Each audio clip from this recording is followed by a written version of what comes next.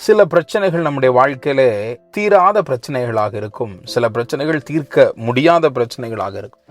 நாமே சொல்லுவோம், ஐயோ இந்த பிரச்சனையை அல்லது இந்த நோயை, இந்த காரியத்தை யாராலும் முடித்து வைக்க முடியாது. எவ்வளவு பெரிய மனிதர்கள் வந்தாலும் முடிக்க முடியாது. நாம் பல நேரங்கள் நம்முடைய தமிழ்நாட்டில் நாம் சொல்வது உண்டு அல்லவா, எத்தனை பெரியார் வந்தாலும் இவர்களை திருத்த முடியாது என்று சொல்லி நாம் பல நேரங்களில் அப்படி பேச்சு வழக்கிலே நாம் சொல்வது உண்டு.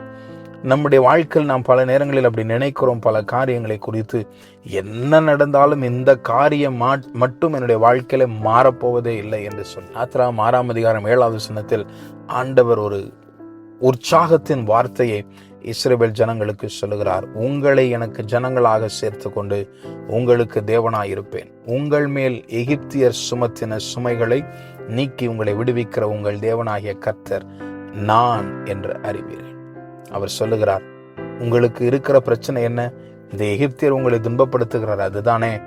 இவர்களிடத்திலிருந்து யாருமே மீட்க முடியாத இவரிடத்திலிருந்து யார் வந்து யுத்தம் பண்ணி எங்களை காப்பாற்றுவார் என்று நீங்கள் நினைத்து கொண்டிருக்கிற இவர்களிடத்திலிருந்து நான் உங்களை காப்பாற்றுவேன். நீங்கள் என் ஜனமாய் இருப்பீர்கள், நான் உங்களை தேவனாயிருப்பேன். அல்லேலூயா. ஆண்டவர் அதைத்தான் சொல்கிறார், நான் உங்களுக்கான மேலான மீட்பராய் இருப்பேன்.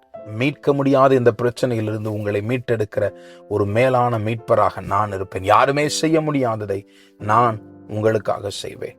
ஆமென்.